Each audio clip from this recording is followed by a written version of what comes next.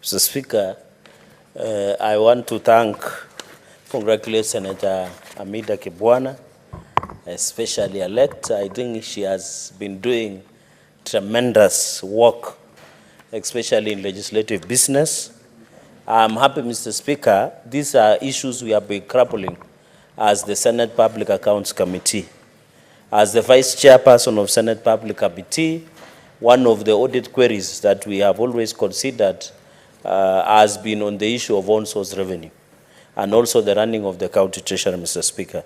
So, Speaker, the amendment of Public Finance Management Act is to make sure and put in place necessary mechanisms for accountability purposes and to ensure revenue collection, Mr. Speaker. Mr. Speaker, normally in our brief as members of the public accounts and Senate, we normally ask revenue potential of each and every county. Mr. Speaker, you find there is no county, and I want to dare, because I've sat in the public accounts, that has ever met revenue system. I remember today there was a county that we were meeting, the neighboring county of Laikipia, and they had missed their own revenue target by over 411 million, apart from the revenue they had set, which is not realistic. But when you look at, for example, Nandi, according to CRA, we have a potential target of 630 million. But Nandi has never gone beyond 300 to 400 million. So it means most of the counties are missing their own source revenue target by a half of what they target, Mr. Speaker. And therefore, borrowing the best practices from the National Treasury. And you know, by the way, this in any way does not undermine devolution. I know the people who imagine and think that when the Senator Amida proposes that they should, in consultation with National Treasury, many people want to imagine that we are undermining devolution. We are not. We are complementing, because they are mutual and distinct, and complementarity, borrowing what we call best practices, Mr. Speaker. And I know this consultation word was famous during Grand Coalition government, and I think it had an extent of even the Constitution being amended then, during the Grand Coalition arrangement between former President Mwai Kibaki and former Prime Minister Raila Odinga. So what we are saying is consultation. It does not mean that you are loading over another entity, Mr. Speaker. And therefore, and then there is a challenge in revenue collection. You find, like, for example, Nandi County, you find they produce a number of triplicate receipts. But the receipt they surrender to the county treasury is only one receipt.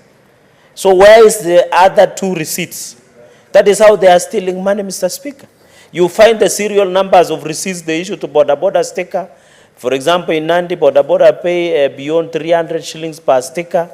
Mr. Speaker, the ones of single permit, the one on land rates, rents, fees, Mr. Speaker, daily receipts of parking receipts, Mr. Speaker.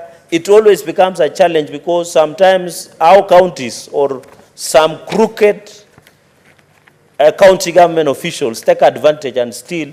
Is the issue different receipts, same receipts, but different serial number?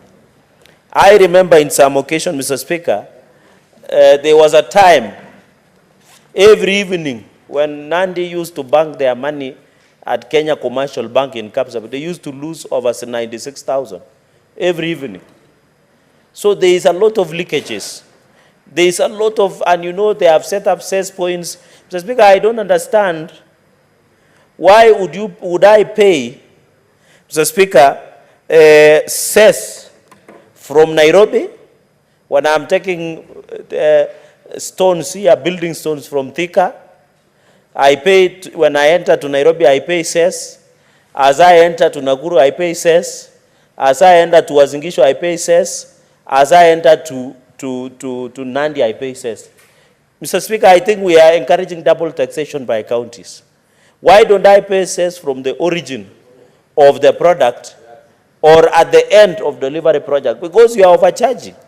Because you will end up paying cess points. But this money, Mr. Speaker, that counties collect do not have value, Mr. Speaker. We have never seen value.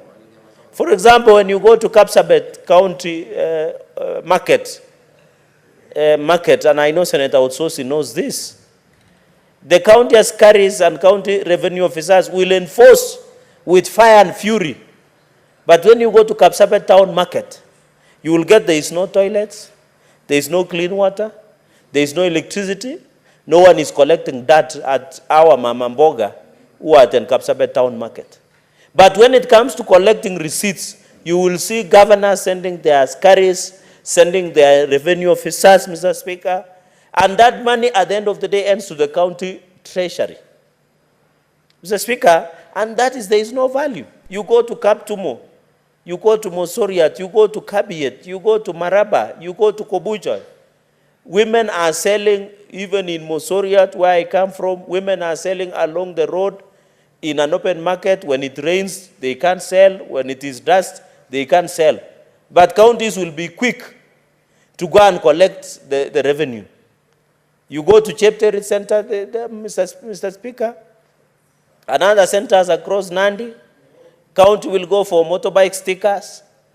For example, in Chemase, they don't have what we call a shed, border shed, but the county of Nandi will go ahead and collect stickers or demand that, for example, the motorbike space, for example, in Soba, for example, Rikibokat, Mr. Speaker, Center, or somewhere in Mombwa, Mr. Speaker, or Chipterwa. Yet there is no, the shed that has been given the standard that demands that, because, Mr. Speaker, the former president, Mwai Kibaki, used to tell us, kulipa ushuru ni kujitegemea. And that has been the essence that, Mr. Speaker. So, Speaker, I don't know whether the mover noted Mr. Speaker, I don't know whether the mover noted that we did pass a law, Facilities Improvement Act 2023, where we allowed, through cost sharing aspect, if we are collecting money in Kapsabet County Referral Hospital or any other hospital, or even here in Bakati Hospital, we have passed an act to allow you to spend money at source for ambulance services, for support services, which I think this act, I don't know, when the committee of the whole, we should be able to relook at it, because there is a law that allows counties to spend at source. And more specifically, Mr. Speaker, on the aspect of cost sharing in our hospitals, Mr. Speaker, so that that one can be captured. The reason, the wisdom of passing Facilities Improvement Act to spend at source, because, for example, you go to an hospital like Kapsabet or Mosoriat or Chepterwai, Mr. Speaker, or Kabiet, you take somebody at night, Mr. Speaker, and you want to take your person to MTRH, a sick person, you are told there is no fuel. And our people in Nandi end up paying 1,000 to 2,000 shillings so that they can get an ambulance. The issue of drugs is not in the hospital, for example, and that is why when you go to Kapsabet, it is not a good business. But you find there are so many chemists. The reason there are many chemists in Kapsabet town is because there are no drugs in Kapsabet County Referral Hospital. If there were no drugs, it would have been easier, Mr. Speaker. So I think at the essence of this transparency that we are talking about is very critical, Mr. Speaker. And therefore, even the other day, Mr. Speaker, and this has been reported in Kapsabet police station, there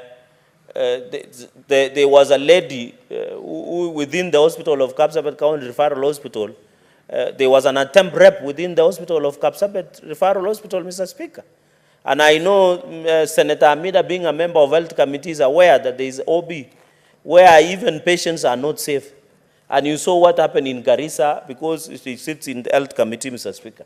So you can see hospitals must be the place where our patients feel safe. Because if women can be sexually molested, allegations that were in Garissa County Referral Hospital, that we are seeing in many hospitals, including Kapsabet County Referral Hospital. And the sad reality, Mr. Speaker, is you find the management committee of County Referral Hospital go and sit and tell the complainant that drop the charges so that you don't taint the image of the hospital. I think that's an abuse to the dignity of women, Mr. Speaker, across the